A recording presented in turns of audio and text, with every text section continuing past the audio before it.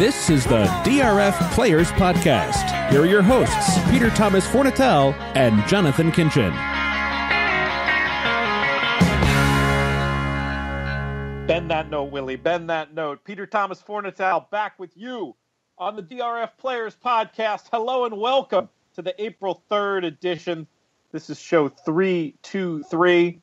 I am in the Brooklyn bunker, last day in the bunker for a little while, as I'll be flying tomorrow to Vegas, Lexington, Kentucky, home of the Bluegrass Stakes, home of beautiful Keeneland Racecourse. Going to be talking about Keeneland a little bit later in the show. But first off, I want to bring in a man who's very familiar with Vegas, lots of trips there, lots of friends in the horse racing industry who he goes to visit on a fairly regular basis. He is the people's champ, Jonathan Kinchin. JK, what's up? PTF, what's going on? I'm trying to wake up. You yelled at me for being too quiet. So it was crazy. I called. Thank goodness for Willie Nile and Travis Stone, by the way, at the beginning of the show. JK's energy was so low during our little pre-K show meeting. I mean, he sounded like he was still under the covers.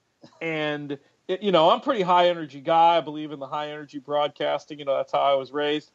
And JK had me talking like this before we came on the air. I was feeling very mellow. But then I hear Willie Nile and Travis Stone, and boom, snap right in. Peter Thomas Fornatel back with you, all that good stuff. And you sound better now, JK. What's going on? Were you up late last night or something? Yeah, the Prince of Keeneland's in town, and so we were trouble. Yep, that's trouble right there. We went and watched the game, and we played trash can beer pong. It's like with volleyballs and big trash cans. I've never seen this game. You can play. Where does one play such a game? Or did you just set up at his house? No. There's a place on 6th Street. I can't remember the name of it. I haven't been that many times. I just know where it's located. But that's where it's at. It's just in the back there. It's fun. It was a ton of fun. You remind me. Somebody just told me of this place in Gowanus. Of all places, where there's apparently a bar where instead of trash can beer pong, instead of foosball, instead of pool, instead of darts, there's a game in the back where you throw. I don't exactly understand it, but apparently it involves throwing hatchets at the targets on the wall in Gowanus. What could go wrong, JK? What could go wrong? Yeah, I've actually heard of one. I've heard of one of those places somewhere else too. That seems like a terrible idea. Throwing hatchets while you're drinking. Yeah, no, horrendous. But do you think their insurance is expensive? I would imagine it's through the roof if they're insured at all. If anybody would insure them at all. But I will say before it gets shut down, I am going to go check it out. Probably not late on a Saturday night though. I think I'm not going to take my life into my hands to that degree. I would Google what time they open and just show up then. Yeah, roll in there, play the early double on DRF bets on the computer and go from there. A big weekend of racing, JK, behind us. I think the headline has to be Mendelssohn and that unbelievable 18.5 length romp in the UAE Derby. What were your impressions of this Irish superstar? Do you ever regret sometimes replying to someone on Twitter and then getting stuck in like a 17 to 27 reply exchange? That happened to me commenting on Mendelssohn. I shouldn't have done it. Were you taking the pro or the con? I mean, not the con, but I don't want him at 4 to 5 to 1 in the Derby. He isn't going to be 5 to 1 in the Derby. I mean, no, but someone had tweeted that he was 5 to 1 in Britain right now. I think you said 6 to 1. Either way. No, I thought it was super impressive, super exciting to have a horse with that pedigree and to do what he's done on the racetrack by winning the juvenile over here on the grass and then winning a stake on the poly and then now on the dirt. So I think that you had sent a message that he might be the most valuable horse in training, and I would agree at this point with that. Yeah, I just to follow up, piggyback on that real quick, I reached out to an industry insider. We won't name names, as you could probably guess, who was put a conservative estimate at 15 to 20 million that he would be worth now. I really do feel like that's conservative. The point was simply that it's not exactly like the Breeders' Cup Juvenile and the UAE Derby are stallion-making races, but it's more when you consider what he can still do from here, the potential of what he can do over the course of the next few weeks, combined with these amazing bloodlines. Yeah, I mean, from that point of view, he is for bloodstock, people interested in bloodstock, he's as interesting as they come. Yeah, well, based on that performance and the performance in the juvenile turf, that horse is going to, if stays healthy, the horse is going to win a Grade 1 in Europe on the grass, and he's probably going to win a Grade 1 here at some point on the dirt. So, that's a pretty exciting prospect. And if you sell for $3 million at any point, you're probably a pretty good-looking horse, regardless of your pedigree, right? So, I think he probably checks all the physical boxes as well. Moving forward, I think he's a good horse, right? I can't design the Derby in which he gets a trip that he's going to enjoy. I mean, he was, obviously we'll talk about it quite a bit over the next 40, 50 minutes, but the track at Dubai Maidan was inside as you can get. And that's where he found himself. So on going faster fractions in the Derby on a non-biased track, or having to take back and eat dirt, don't seem like things that are gonna be advantageous for him. I'll agree with your general sentiment, and I'll dispute some of the specifics. The fractions were actually quick. Simon Rowlands, I retweeted it if folks want to check it out. They were a couple of sub 24. There were a couple of sub 24s in there. And I don't have the article in front of me, and I didn't internalize this information. I don't remember which quarters they were, but it was not like he was walking on some lead. The other thing is, you talk about designing the race. Well, if you look at his last 3 races on 3 different surfaces, essentially using 3 different running styles, this is not some flat track bully who needs to have things his own way. Now, I'm not saying I like him obviously I don't like him for the Derby at 6-1. And I think it's so hard to know. The Derby is a betting race unlike any other, right? Narrative controls the betting in the Derby like in no other race. Whether, just to name some obvious examples, back when Calvin was winning every Derby, then the next year, whatever horse he's on is half the price it's supposed to be. There'll be the narratives of how different horses are training. I don't know which narratives are going to take hold with Mendelssohn, right? Is it going to be the narrative of the 106 Beyer speed figure that he received? Is it going to be the narrative of it was a biased track, O'Brien runners?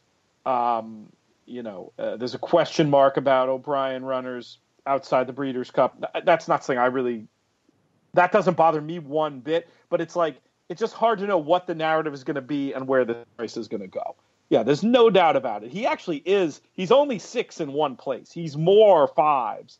And there's even a 4 and an 11-2 out there right now. But I think that's just English bookmakers anticipating that English and Irish punters, they're going to be some take whatever they want to bet Mendelssohn, and it's insulting, but they're doing 2 things with that.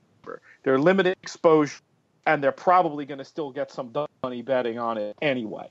So that is not meant to be an indicator of what our market is going to do. I think that's very unique to their market from this far out. So, I mean, when it comes to him in the Kentucky Derby, I don't see him being last. It's so hard to know what's going to happen between now and then. But, I mean, 8 feels better, 10 feels better, 12 starts to feel like value for a horse who's going to have the highest figure coming into the race. We talked before about my friend Kevin Blake tweeting whatever that was a month ago, that they have brought they're not just trying to simulate an American gate by ringing a bell and these things that they've done for years. They've apparently brought in an actual USA starting gate to Ballydoyle to help get this horse to where he doesn't do the typical thing that we've seen with so many of these O'Briens in North America over the years, where they sort of walk out of the gate. I don't think that's going to happen with this horse.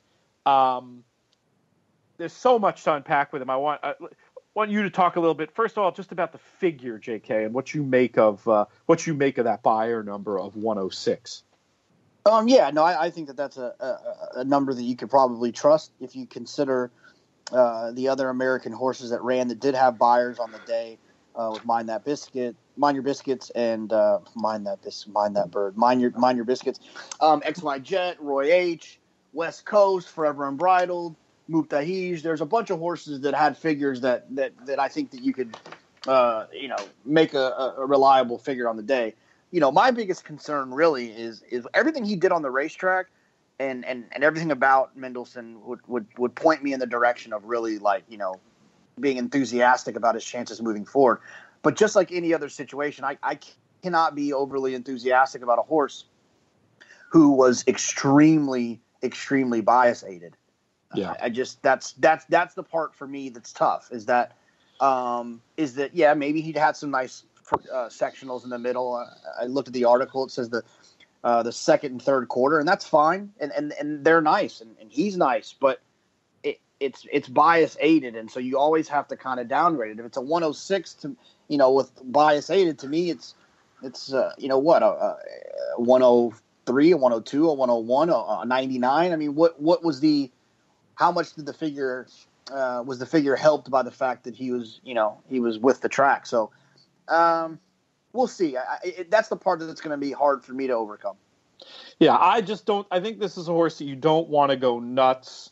I don't want to go nuts betting against, but unless the price is a real surprise, he's not a horse that I want to keep.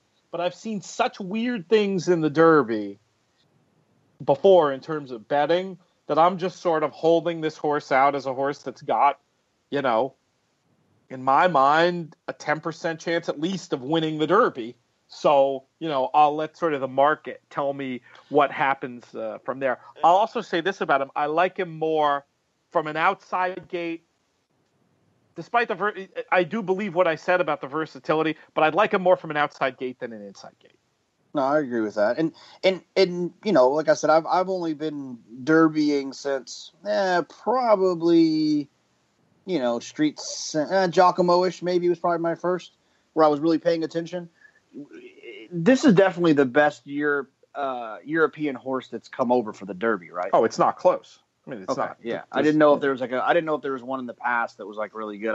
I mean, Arazi, I guess, but I mean, we're going way back, and apparently he wasn't really the same horse at the point that he came back for the Derby. But I mean, I think you have to go back that far to find one that's this exciting, and to have that time figure, to have that. Because I'll tell you about this 106. Just I'm no figure maker, but just poking around and looking at some information that Craig Volkowski shared with me, and also Mark Milligan from Timeform shared with me. In my opinion, if the 106 is, I don't think it is wrong. I think it's a figure makes perfect sense to me. But if it is off, it's low, not high. So I mean, just based on that alone, this is a horse that has to be taken very, very seriously. Now, tell me more about this conversation you had on Twitter. I'm gonna take a wild guess here. It was somebody with an Irish last name. I'm Irish, I can say that, and who was telling you the horse basically couldn't lose, and you objected to that. I'm just gonna take a wild guess. How close am I? Yeah, no, I think Craig Bernick and I were talking, and I think Andy Serling was talking, not with me, but just in general, about just that 5 or 6 to 1, whatever the number is, being just a little bit low. And obviously there's a lot of Irish enthusiasm about the horse and so on and so forth. And I just some guy commented, some Irish dude commented about how the horse is going to win the Derby and all this stuff. And I just tagged Andy and Craig and just said this is why there's value on other horses. Well, we'll see if the American crowd goes the way that.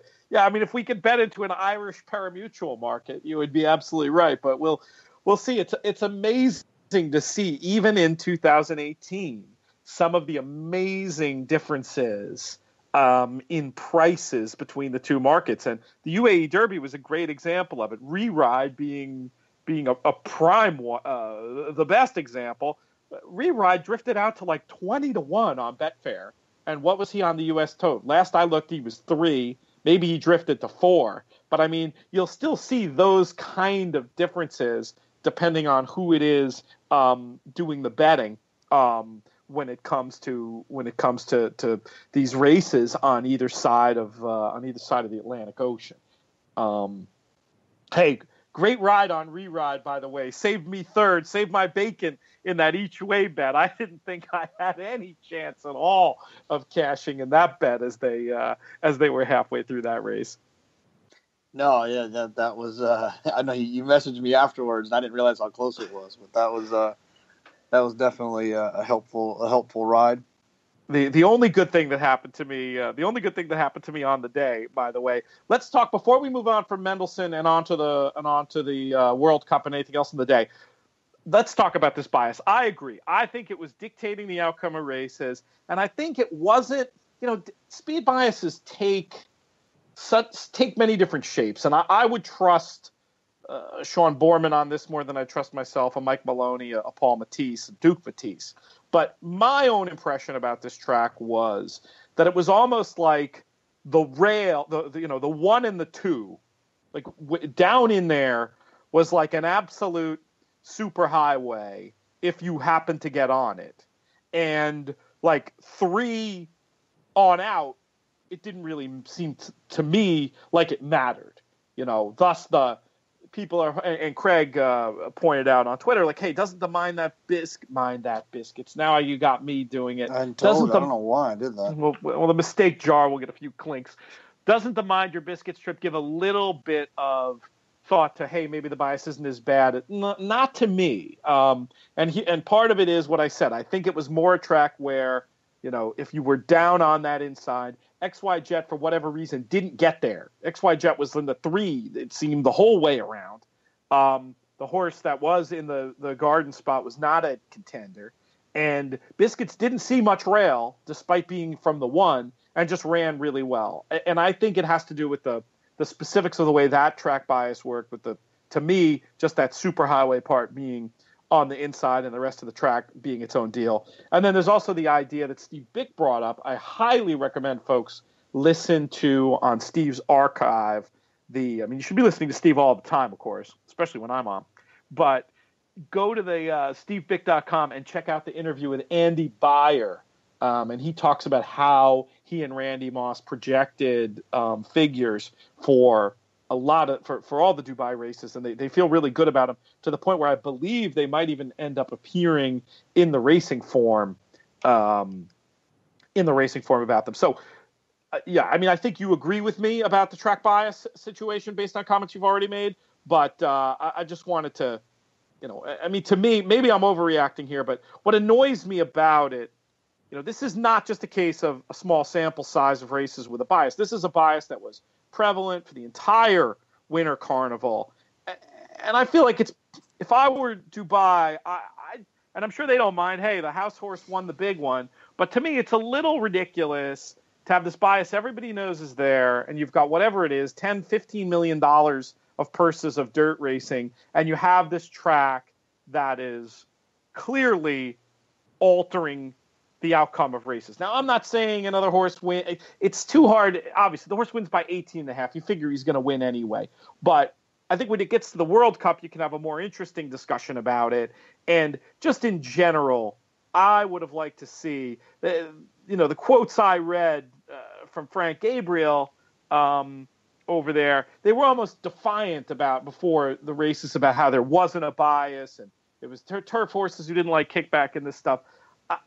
I don't like that one bit. I think when you've got this, you've got the evidence that we had from the carnival, the ridiculous percentage of races going to front runners on the rail, this big day of racing, more needs to be done to try to even out this racetrack to make it a little bit more fair for everybody. That's just, I feel strongly about that, JK. What's your view? No, I agree too. I mean, it's unfortunate when it happens. Kudos to a lot of the track attendance here in the U.S. Maybe, I don't know. Maybe the dirt is harder to manage in the desert. I don't know. I couldn't even tell you the first thing about track maintenance, other than it needs water, and the tractors. But in America, I'm proud to say that we typically, our racetracks will fix it. The track guys will be aware that there is a dead rail or a gold rail, and they will gradually try to make that change. I think that you might get Duke fired up if you change it in the middle of the day, but I think they try to rectify it, and so I think it's probably better for racing in general when you do that.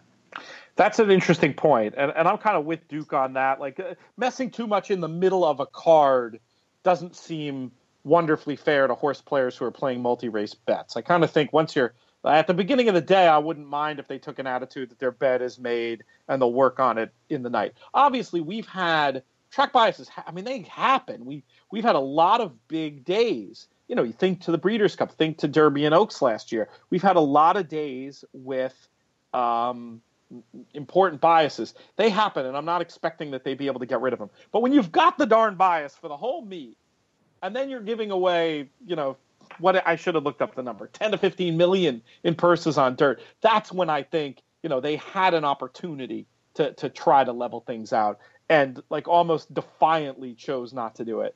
I don't think that's cool. And I'm not saying it again. I'm not saying it changes the result of the Derby, UAE Derby, certainly. But I know it sounds crazy given how much he was beat, but it wouldn't shock me if it changed the result of the Dubai World Cup. I hope that doesn't sound too insane, JK. I'm sure it will sound completely insane to many, because Thunder Snow was your winner. He gets a 111 on the Beyer scale. Craig did some unofficial time form numbers. He had given Mendelssohn a 128, by the way, which in my reckoning is slightly higher than that 106 Beyer. Thunder Snow gets the 130, the big old 130 time form U.S. rating. Thunder Snow, what'd you think? It's funny. I kept just thinking about. And Duke actually tweeted about it. Duke was alive to Thunder Snow for like the whole pool in the pick six in the Derby. $1.5 million. Yeah, as much as that, as well as he ran.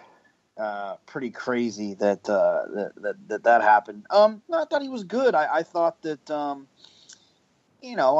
thought that Javier must have been taking a nap back there when the rest of the dirt races were happening. It was not good. He had position, and I actually watched it back. I know that you had made a comment about Mubtahij and how he might have affected what happened.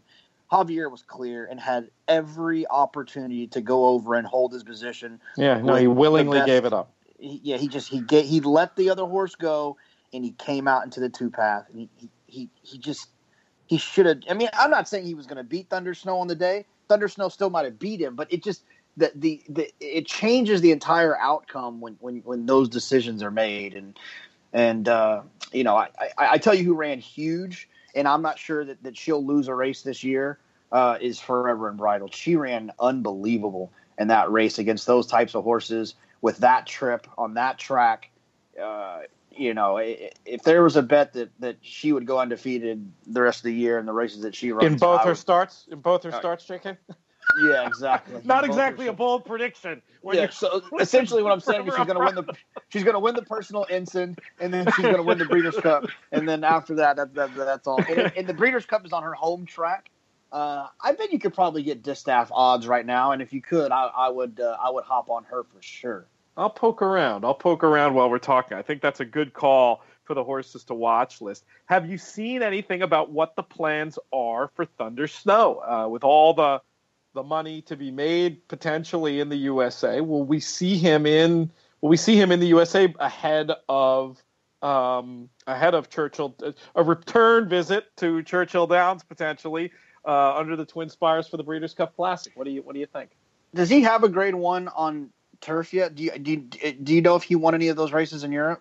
I don't think so. I mean, he ran well in the Guineas. He's Group 1 placed, but I don't think, unless there was Sling as a 2-year-old that I'm totally forgetting, I don't think so. So, I mean, that could be, they could make that the goal and then just sort of throw him over at the end of the season into the Classic. But it's a tough question just because, again, so much purse money on dirt here, and not, you could manage it you could probably manage it carefully where you wouldn't necessarily have to face the strongest competition, as opposed to, trying to cherry pick your Group 1 on turf over there.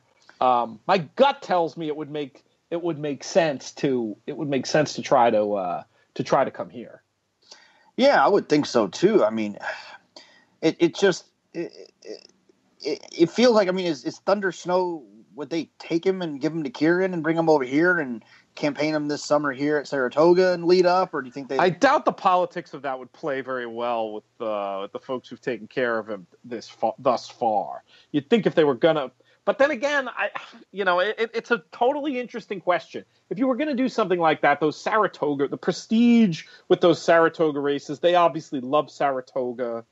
That would be interesting. I guess it's going to probably come down to, in their minds, how much better he is on dirt than turf. And if they're taking 130 time form, 111 buyer, literally, he's a better horse on dirt. And then that's where this plan starts to make sense. It says Saeed bin Sarur was, when they asked him about the U.S., he said, the only thing on my mind was the World Cup. Now we won the race, so we'll give him a break and keep the options open for European racing, or maybe we'll take him to America. We'll see how the horse comes back after this race, but he could use a break. We'll keep him fresh for the second half of the season. We'll try to find a race for him in America. We'd love to go back. Yeah, that feels like Saratoga Breeders' Cup, Gunrunner like campaign potentially. So yeah, I'm trying to look. I'm trying to see his who he's by. I don't remember. Thunder Snow. I'm sure. I wonder if it's a Godolphin Stallion. Is why I was curious. He is Helmet. I'll let you dig for now. Helmet. I don't even know anything about Helmet. I've seen the name over there, but yeah, I mean, this horse is he's very much proven himself to be versatile, tough as they come, and I really want to see him. I'd love to see him in those races because I'd like to see. Again, it was super impressive. Be nice to see him do it on against top level U.S. competition that wasn't getting the worst of it from a bias point of view. I would probably be. My gut is I would be looking to beat him, but again, it all depends. It all depends on what happens. I mean, I think we both agree West Coast had the absolute excuse of a very, very odd trip, and it was made a little odder by the fact that, I don't know if you saw the pre-race. Baffert had some pre-race quotes about the bias where he was just like, I'm not sure how much it matters at this level. And it just didn't seem like he was taking it very seriously, your close personal friend, Bob Baffert. And I wonder if I don't know that he wouldn't say it to the press, but I wonder privately, next time you and he have a little confab at the paddock at Santa Anita or Del Mar, get him off you won't have to repeat it on here, but get him off the record. See what he thinks about that bias at Maidan now. Yeah, well, I'll text him and see what he says. Do you really have his cell number at this point? No, absolutely not. Absolutely, that'll be the biggest mistake he ever did. Bob, you live today? Live? Yeah, I'm sure he'll love that. That's my favorite is texting friends with horses. I just send the name and a question mark. Oh, that's great. I prefer the generic, semi-serious. Any tips? Question mark. Just you go. Any tips? Question mark. And you let them pick up the thread. Hopefully they just laugh and ignore you. And if they really have something to say, that'll prompt them to release some information. Anything else? I mean, obviously it was a cool day of racing at Dubai. We could do the rest of the show on it. Obviously, we need to get to Florida and some questions. We got to do the Keeneland question today because I said we were going to do it last time and didn't, the Keeneland lifestyle question. But yeah. I don't want to rush you off Dubai if you had anything else you wanted to contribute. No, there. Just a couple. This morning we talked about the turf sprint, and Stormy Liberal ran really well. He had a weird trip and kind of got shuffled and was just kind of, bad angle kind of beat there. I mean, it was closer than a photo, but it looked a lot like it was going to be closer than it was. Thought he ran well. And then Mind Your Biscuits. I mean, he sure did beat XY Jet. I didn't want to move past that one too quickly. And so that was a brutal beat. Why did XY Jet not get the superhighway? Tell me that. I should have. Breakfast at Josie's should be on you, and instead it's on me. Boy, what a run for Mind That Biscuits. I know it was at my expense. But, 200-meter mark, he's not in the picture. And really closes like a freight train. And if I'm going to lose, let me lose to friends. So I'm not I was in the fantasy baseball draft. People were very confused why, as Garrett Cole was being nominated and bid on, somebody was screaming at his computer for The Wire to come. But The Wire did not come in time for me.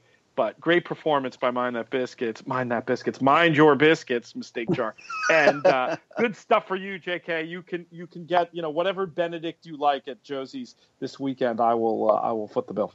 No. Usually, what I do when I'm feeling frisky is especially with somebody else playing, I get kind of the waffle as like a breakfast dessert because I just get the eggs and bacon with the cheese grits. But I'm gonna get the waffle as a little bit of a dessert. And I'm definitely going to order a mimosa since you're paying for it. Oh, you are the worst. You are the worst. Absolutely the worst. And the terrible part is this isn't the last beating I'm going to take during the course of this episode of the DRF Players Podcast. And with that, should we move on to Florida Derby? We'll start at the top with Audible. Here's my top note on Audible is there are horses you watch work and they don't look like much. But if that's how they look every time, you just got to take their form. You can't take – sometimes a poor work, obviously, is an indicator of declining form. With other horses, and I think we got to put Audible in this category, let's call it the Iverson category, JK. They just don't care to practice, but they get out there in the afternoon and they show you the best they got. That certainly seemed like the case with Audible. Comes back with a 99 Beyer speed figure, a 1:22 time form. This was a race coded red to the quarter and the half. And despite being wide, I would have to say that Audible got an absolutely perfect trip. I'd almost go so far as to say that with that pace and that trip, if he were a real serious Kentucky Derby, contender to be a key for me, I kind of wanted to see higher than the 99. Am I being cruel? No, I'm not enthusiastic either. I mean, I think if you just handicapping 101, if you and analyze why a horse is not a good workhorse, what does that tell you about the horse? It's one of two things, and one of them is that he's really smart. He or she is really smart and has figured out that the difference, like Iverson, between practice and a game.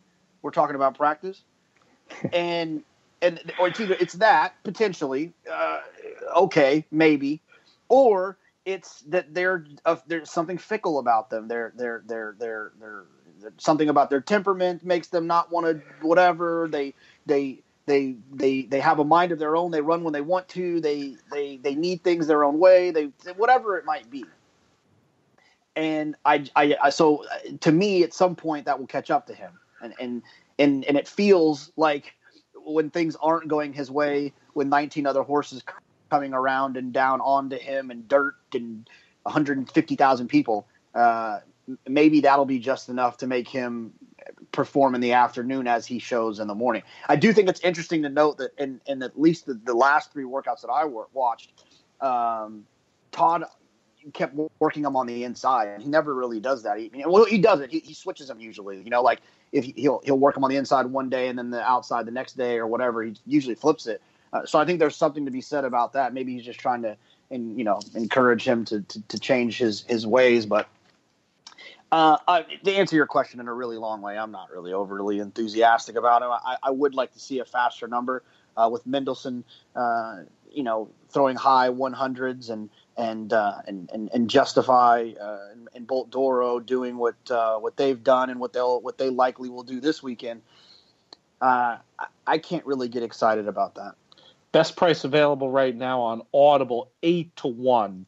It doesn't get the blood pumping. I guess my point is, if race design-wise, if there's not a reason to oppose him, particularly race design-wise, he's just a horse. I'm going to say, hey, the numbers say what this horse is and going to use him accordingly. He's a horse that's not going to get – I don't think I'm going to be looking to bust him out of things based on a subpar workout that week. I'm just going to say he is what his numbers say he is and, leave him in for third in tries if I'm playing them, or leave him in the deepest of spreads in horizontals if I'm playing them, that kind of thing. But overall, I do think there are enough question marks. 5 Florida Derbies for Tap. Not too bad.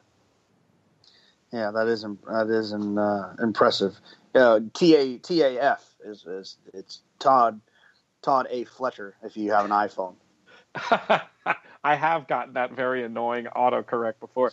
Other thoughts on the race? Sounds like Catholic Boy bled badly. I'm imagining this leads to time off and maybe just taking a wild, no inside information here, but campaign targeting some races at Saratoga, or who knows, maybe coming back quicker than that for a race like the Belmont, or potentially Belmont Derby if they decide to go the turf route. Lots of options for Catholic Boy. I just hope we get a chance to see him show his real form soon. That race was obviously not it. Any thoughts on him or the rest of the field in the Florida Derby, JK? Yeah, I mean, I think that, obviously, well, I'll gloat in a second. I thought Mississippi ran pretty good, considering was forwardly placed in that fast pace. Strike power is going to be nasty when he cuts back. But on to my to another success of mine. Hofsburg. Jesus Christ! Let's talk a little bit about joking. No, but he did run well. But he got his setup, and so did Audible. I mean, they flew. And I don't know if you saw that Craig did his investigative work in Milkowski and said those fractions were real. And that 21 sub 22. Yeah, we actually had a question about that, specifically about promises fulfilled. It was the old somebody who tweeted us in, what was the jockey thinking? What were they thinking? It is. I mean, a lot of times when you see there are two clear speeds, they have a way of making it so that they increase their chances and compromise the chances of the closers. This was not that. No, they sure did. They went super, super fast, and there's an I don't want to knock it because there's an example of this working, or earlier in the card, but not on the dirt, on the turf. But I think it's it's a collapse when the horse that was first and the horses that were first and second early end up last and second to last. It's a collapse, and I always like to look for horses that were on or near that finished well, and that was Mississippi. I thought he ran, and I was against the horse too, and I thought he ran pretty good. And I think that I don't know. I guess that's pretty. He'll be pretty close to getting in, right? How many points do you get for third in one of these? I mean, it's got to be a lot, right? Because it's 100 to first, right? So is it going to be? Would you get a full 20? Which would. But I mean, I don't know. What did he have going in? That becomes the question. Yeah, we'll just talk in circles. This is one of my favorite things to do on the podcast, just like talk in circles until you Google find the Google it. machine. But I'll make a real point about this that we didn't make the last time we talked about the Derby points list, which is the number could be higher with other potentially other European runners coming in. Well, specifically this Gronkowski. Did you see the funny thing about him? They had originally meant to come and run him over here in a prep. And it turns out the way that the rules work for the points, I believe this is correct, though it doesn't make a lot of sense to me. Had he run here, he would have lost the points he'd accrued over there that would have got him in. So they decided to do the final prep over there. And Gronkowski will be coming, which is good news to all USA horse players, because pretty sure that's a de facto takeout reduction, and one that's better than it should be, because of the catchy name. No, he's going. He's going to the Derby too. I heard Gronk is. Yeah, so he's got that's one. So that's one spot right there. And I mean, already right now, 20th is 24. So there's some opportunities for horses who want to go to not go. Mississippi. Mississippi's probably one of the ones who he's going to get left out. It's going to get close though. He's 28th with 20 points. Okay, you look in front of him, strike power with 20 points.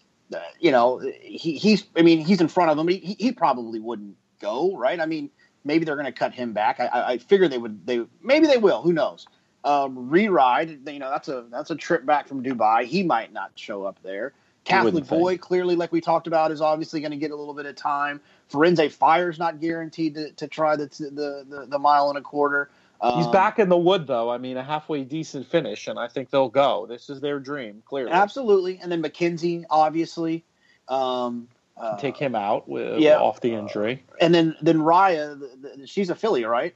Yeah, she's a filly. You'd think they'd be thinking Oaks rather than Derby if they want to come here at all.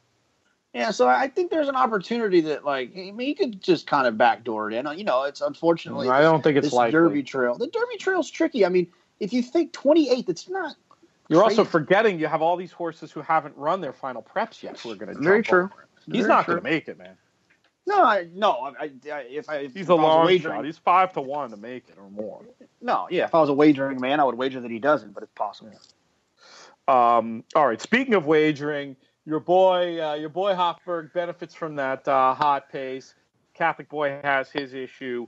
So yeah, you get Tony's on me. I'm disgusted by it. But I will. I'm a man of my word. Never let it be said I don't pay my bets. I will go to dinner. I may have a frown plastered on my face the entire time, though. I just want you to be prepared. I'm not going to be my most pleasant self.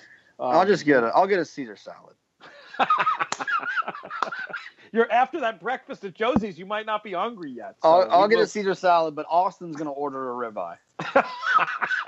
Well, I'll pay for Austin anyway. That's no problem. It's you who I don't want. It's you. I'll smile when I talk to him. It's just when you talk, the frown will come out.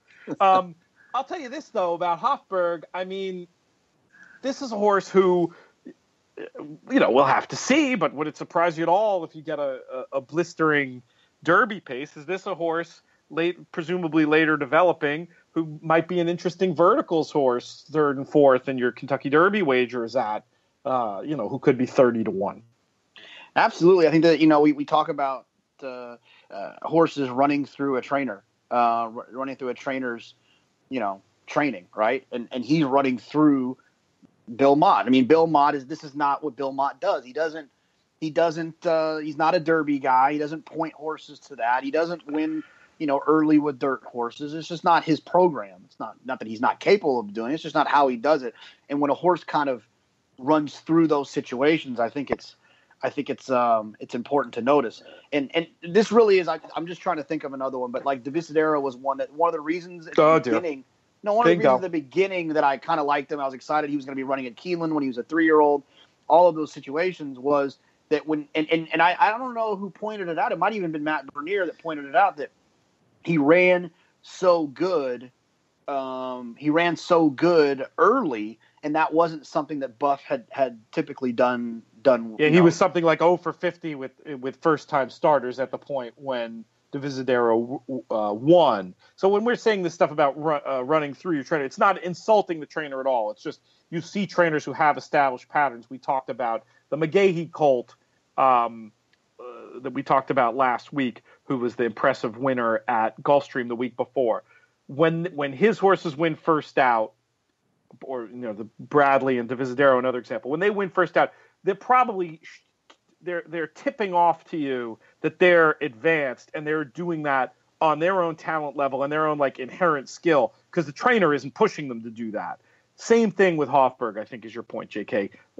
Judd homebred.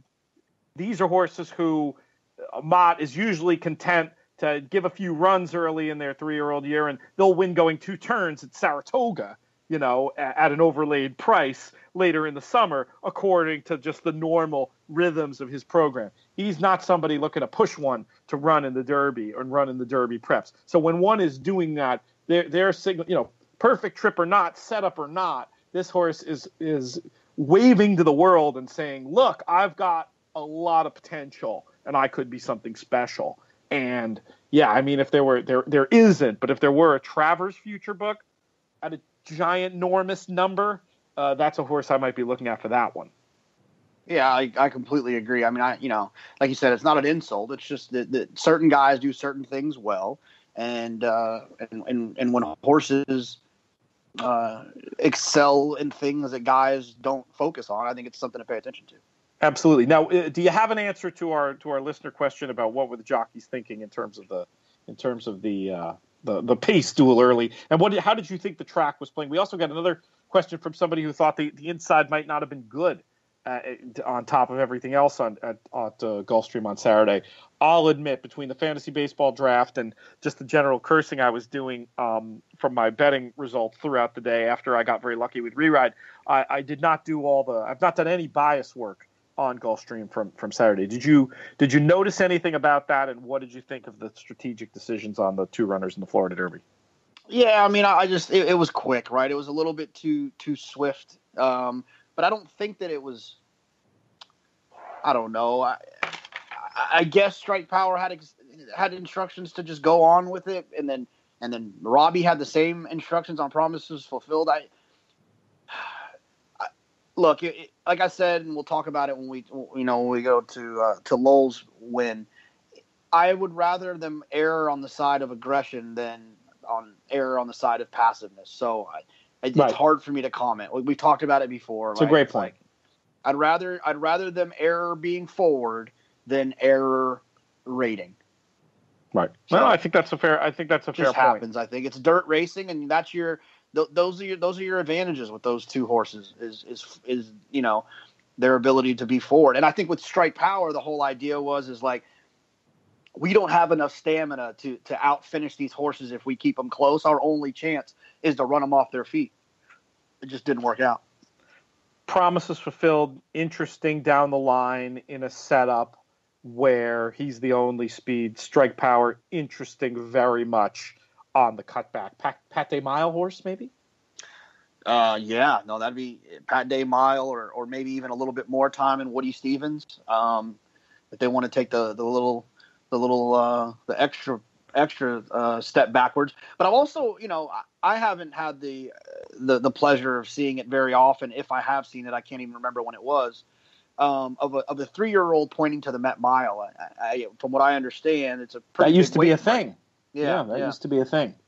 It's a pretty big weight break, and I would imagine that it's probably, I don't think it's the easiest way, but it could potentially be a smarter way to create a stallion as a 3-year-old rather than having to focus on the mile and a quarter and mile and 3/16 or mile and a half races. Sharp connections. I'm sure everything is under consideration, and that's a story we'll be following throughout the next few months. Let's just roll through some of the other races that went down. High Happy, who we sort of poo-pooed a little bit, I'm embarrassed to say, with an impressive performance in the Pan American, 128 on time form, 105 buyer speed figure. What did you think? And is this where you got in trouble on the Rainbow Six? No, I got in trouble with the race before. Look, it's one of those deals where, like, High Happy, it's Pletcher, it's it has a reason to run, but when you have horses in there that excel at a mile and a half, it's just hard for me to land on a horse that's kind of trying it, who's trying to get that first win at a mile and a half. One Go All Go ran so big last time, ran big again this time. Sadler's Joy is Sadler's Joy. Bullard's Alley ran the huge race back in 2017, and then also ran well in the Breeders' Cup. Mark It Off, I thought, had a weird trip last time. Is a maker trained horse, bigger picture. I mean, there are so many other directions to go. It's hard for me to find any reason to take 2-1 on a horse that's trying to accomplish something that 4 other horses have done and done better. I can't. It's hard to do so. You know what I mean? I get it. I get it. I mean, it wasn't one that either one of us felt good about pushing. I wish you could crow about nice prices running in underneath. We each had one. You with Hoffberg and me with One Go All Go. But it's much more fun to crow when they win. So we'll leave that alone. But hopefully some listeners were able to make some hay with some of the thoughts we had on the show last week. Anyway, let's talk about the race before, JK. This one didn't come up so strong on the clock. Coach Rocks wins the Gulfstream Park Oaks 180 Beyer speed figure, a little better on time form, 105. You said this was the one that knocked you out? Yeah, and I think it's important for Timeform US beginners or people that are still wanting to test the waters there. It's a good example of the second place horse getting a higher figure because of the pace. Take Charge Paula got a 106, while the winner, Coach Rocks, got a 105. This is where I got beat. I didn't like Coach Rocks because the figures were low, and then jumped when she was on the inside, slow pace, loose in the lead. I will never, ever, find a horse like that off of that performance. It's just, it was hard. That was the weirdest race, though. I didn't really love anything. I think I used the 3, the 4. I liked Cash, but she didn't run well at all. 3, 4, 9, 13 is what I had in that spot. Alter Moon gave me a small thrill when she opened up on the turn at 24-1. But Coach Rocks, when she got clear, it was kind of over. Anything to take out of that race, or do we think this is not one where the Kentucky Oaks winner or Kentucky Oaks exacta horses will have competed at the end of the day? Yeah, no, I think it's I think that the figure was slow. The enthusiasm going into the race was low. I just don't really see anything out of here that's like, oh, okay, yeah, that's the one I definitely want to play moving forward. It feels like there's stronger horses coming from other areas. You had wanted to make a point about Lull, who led all the way in the Honey Fox through fractions that were coded red. And another interesting thing about Timeform, the raw final there was 118, upgraded to a 124. And when you look at that 124 next to the 95 Beyer, you've got a significant difference there in the way the two figure systems are projecting the talent level of Lull. Which one do you think is more accurate, and what did you think of that performance in general? I thought she ran huge. This is kind of the example. And if you're going to make an error forward, because to me, he made an error. Jose made an error that he went too fast. Christoph in an interview afterwards made a joke about, it's why Jose's a jockey and he's not, and Jose's better than him. But he made a little bit of a mistake. He went a little bit too fast. But when you're on a talented horse and you err on the side of being forward, you get lucky sometimes and you win by a nose. I mean, that's what it was. I mean, I don't think that he made the right decision in hindsight. But if you're going to make the wrong decision, make it go in that direction, not the other direction. Fair enough. Impressive performance for sure, and one we'll be talking about as the year goes on as well. Very quickly, JK, because I do want to leave at least 6 minutes for this Lexington lifestyle conversation with the Keeneland meet opening. I know I have some program notes I want to get in here too, but we did have a comment from somebody. I don't think he was being stroppy. I think he was just making a point. You and I had made the big point about we would have preferred to see the allowance race with Irish War Cry and Always Dreaming in the Rainbow Six sequence rather than the chaotic Maiden, which indeed had a chaotic result with a long shot winning. And this person asked us if we felt differently about that after seeing 12-1 Conquest Big E win the allowance race. No, I mean, but you could find him. And like I said, the cost to find him as the fifth choice theoretically is a lesser cost than finding the eighth choice in Outback Bob. I don't want people to think that I just completely hated the fact they started this race. I just don't think it's friendly to the small player. You watch the broadcast and they, and God bless them. I don't have a problem with them promoting their product, but it's you got Acacia and everyone talking about the 20 cents and get involved and $20 million. And and I've seen, some of my dad's friends are it's like a lottery ticket to them. And you're not giving those guys an opportunity because they can't make an intelligent decision without, you couldn't use less than 5 horses in that first race. You just couldn't. If you were really trying to hit the bet, you couldn't use less than 5 horses. And I just don't think that's, I just don't think it's as friendly as it could be for the player. But they're running a business, and More power to them. And I don't think you mean to knock anybody who's working for Gulfstream. They're just doing their job.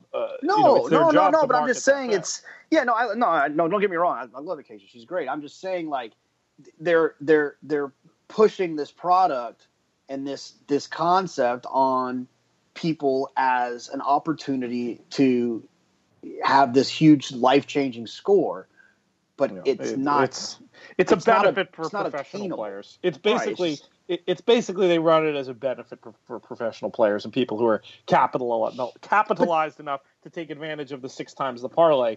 But they don't. I don't think that they think that they're doing that, though. They don't. They're marketing. Yeah. They're doing exactly what you said. It's being marketed very cynically as a lottery alternative, but it's a very tilted playing field against the very people it's being marketed to. That's why I kind of ranted and raved about it a bit on the last show. I think Garrett actually tweeted, like, Skiba, that, like, and you have to go back and look at it. I'm just going to I know what his point was, so I'm just going to say kind of what his point was. It's like, the tracks think that this thing handles so much because it's a jackpot, when they're not realizing that it handles so much because it's essentially a takeout free bet. Right. It's a takeout free bet, 100%. And if they would give us more takeout free options, or at least lower takeout reduced, real world takeout reduced options, that these pools would be larger because more people would find value in them. Exactly. That's a point Mike Maloney makes a couple of times in our book, Betting with an Edge, where he says the reason people bet when there's carryovers is people say, oh, the crowd isn't sensitive to takeout being lower. BS. That's why they bet more in carryover situations, positive expectation situations. It's a quote unquote takeout study every time they run one of these bets, and it's something that people high up in the food chain at these racetracks should be paying attention to. Speaking of betting with an edge, JK, Lexington, talk about things to do in Lexington. We'll start with the micro this week, Thursday night, 7 p.m., Joseph Beth Booksellers. Mike and I will be there from 7 to 8:30, signing books, selling books, hanging out. Please come and see us. If you can't make it Thursday night to Joseph Beth, come see us at Keeneland on Saturday. We will be outside the gift shop from 11 until Mike has to go bet the first race. So probably, what is it, a 1:10 start? So until about 1, I guess. Sometime in that time window, come see us. Signing books, selling books, chance to meet Mike. Going to be a lot of fun, and really looking forward to that. And so we've got a couple of separate people now asking us questions about our tips for Lexington. Hopefully Craig doesn't mind. I think we're going to run like 2 minutes over today as we do this question. What are your favorite things to do out there in Lexington? All right. I'm going to throw them a lot. I'm throw a lot at you. All right. Yeah, they can always rewind and listen twice if you go too fast. Yeah. So, Tony's is great after the races. You'll see some racing guys and gals running around there. So that's always fun. It's really good food. You'll see me buying you dinner this trip. You will. The crab cake is really good there. So Tony's is good. Yeah, the crab right cake next door to that, Pies and Pints is great. Beer and pizza, and it's really good. We've enjoyed that before. Good local emphasis on sort of a local. They've got things from all over, but definitely some good craft stuff going on in the Midwest. They don't often get the props that you hear from the New England scene, the Brooklyn scene, the San Diego scene. But there's some cool stuff going on. Go there and check it out. And the pizza's fine. The beer washes it down very well. Clocker John he's just out of control, but with the text message. Anyways, yeah. So that's good. There's a place called Carson's that has. I've never had dinner there, but I've had brunch there. They have an adult peanut butter jelly sandwich that's like really good. Anyways, that has you written all over it. Okay? Exactly. That's good. Obviously, we talked about Josie's for breakfast. That's a must. Yeah. You might have to wait, but it's usually a pleasant wait. Though this weekend with the low of 24 on Saturday, maybe get there early. I don't know that you want to wait outside. Yeah, absolutely. Malone's is just a kind of a staple. It's got a really cool. It's kind of racing themed. It's got not racing themed. There's a part of it that's racing themed. They have a Breeders' Cup like odds board of like Breeders' Cup Classic of all these like historical superstar horses and what their odds would be. So it's kind of fun to do. on a night where everything else might be packed, you might have a better shot at like a Malone's or something. There's a few of them, right? Yeah, there's a few of them. There's an area called off Manchester called like Middle Fork is what it is. It's like this kind of new redevelopment. There's a Goodfellas pizza there with a bar that's really cool. There's a couple other restaurants in there. That's great.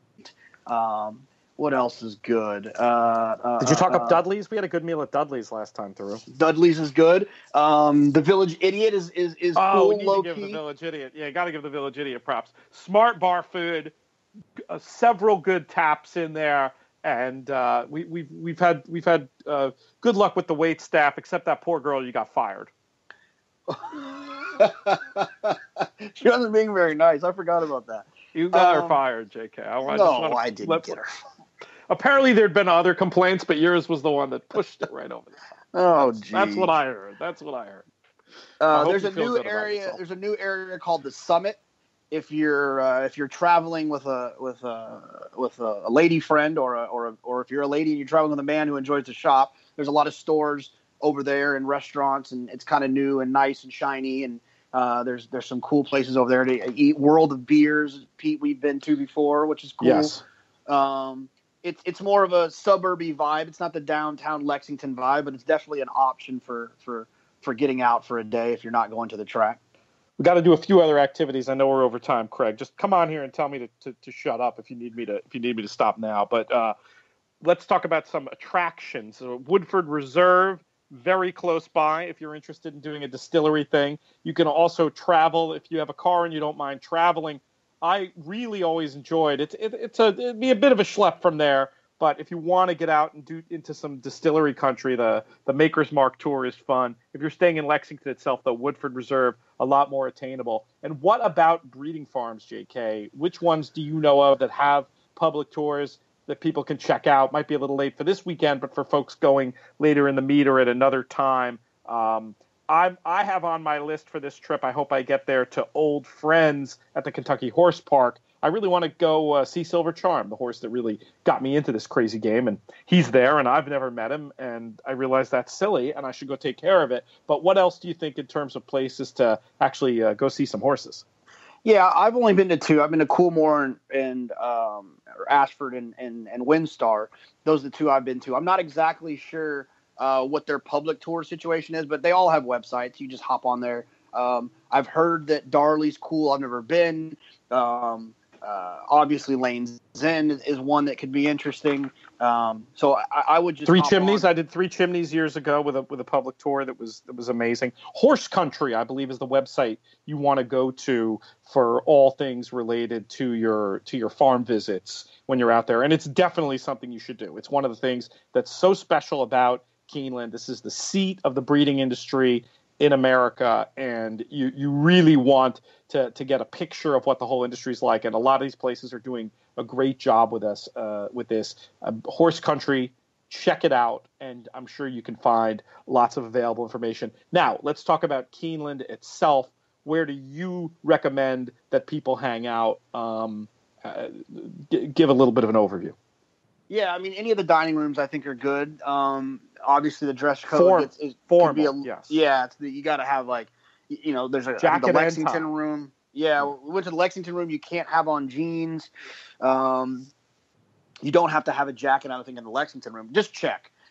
But check your dress code wherever you want to be, because it gets very formal very fast in that clubhouse. Yeah, but it's actually kind of cool just to hang around Keeneland, just walk around and freestyle. It's a pretty engaging situation. So the paddock's amazing. Yeah, you could probably get away with that as well too. Also, before I forget, it's a little bit of a change of subject. We can come back to Keeneland.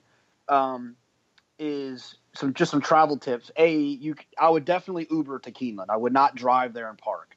There's an Uber drop off and pick up. It's easy. It's pretty good. Not drive. The other thing is if obviously we're not talking about this weekend unless you're just a last minute travel person, but if you're traveling to Lexington for the first time to go to Keeneland, don't just limit yourself to the Bluegrass Airport in Lexington. If you wanted to, wise guy move is fly into Louisville, which obviously has a bigger airport, Cincinnati, which has a bigger airport, and you are about a $60 to $75 Uber away from Lexington, unless, of course, you do it in the middle of a snowstorm, and then it will cost you about $260. I think. I'm not speaking from experience. I'm just saying. Oh my God, that's a rough one, JK. Who knows? There may be a snowstorm this weekend. We could test the theory. I'm flying into Cincy, and maybe I can beat your 260 there.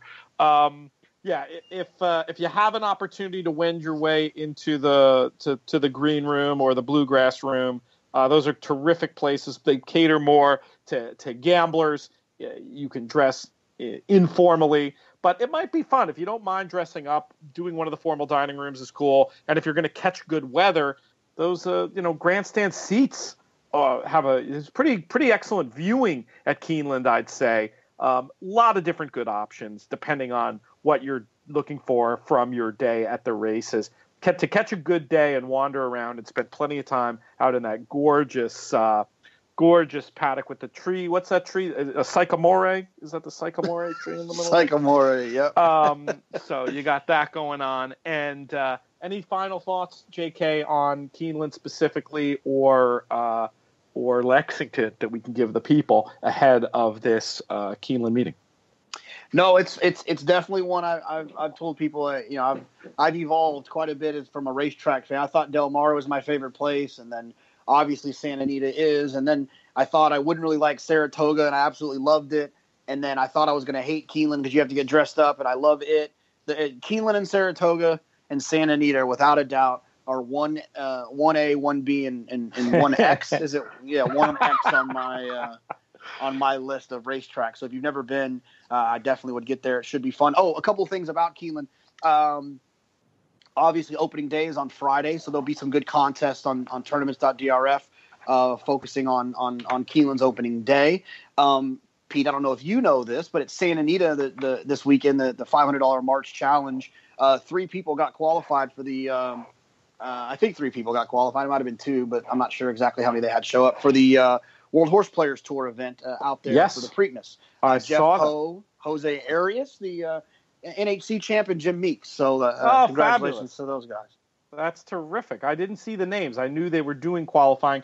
April 7th, there is a WHT Santa Anita qualifier on tournaments.drf.com. Also, while we're talking tournaments, there's a free roll this weekend. Check it out. Sky Racing World presenting, along with DRF Tournaments, a chance to win into the Everest tournament this fall by doing sort of a modified all-in contest on the championships in Australia. These are 12 championship-level races.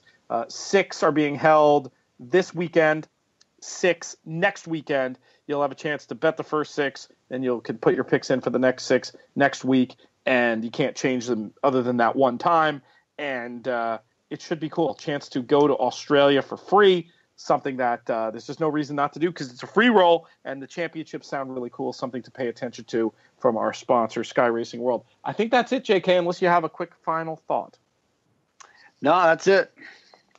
Excellent. Jonathan Kitchen, I want to thank you. You did such a good job on the show. I will not frown the entire time at dinner. I will actually try to be my ebullient self when I have to pay for basically every meal you eat this weekend in Lexington. Looking forward very much to seeing you and hanging out. Should be a good time. I want to thank Willie Nile for providing the theme song that brought me back to life today. For more of his music, willienile.com. Travis Stone, the voice of the Kentucky Derby, providing your voiceover. Most of all, I want to thank all of you for listening, especially those of you who ask us questions. Makes it a lot more fun and easy when you help us program the show like that. Thanks to producers Craig and AJ as well. I'm Peter Thomas Fornatel. We will be back later this week previewing a whole lot of Triple Crown and Kentucky Oaks preps. Until then, may you win all your photos.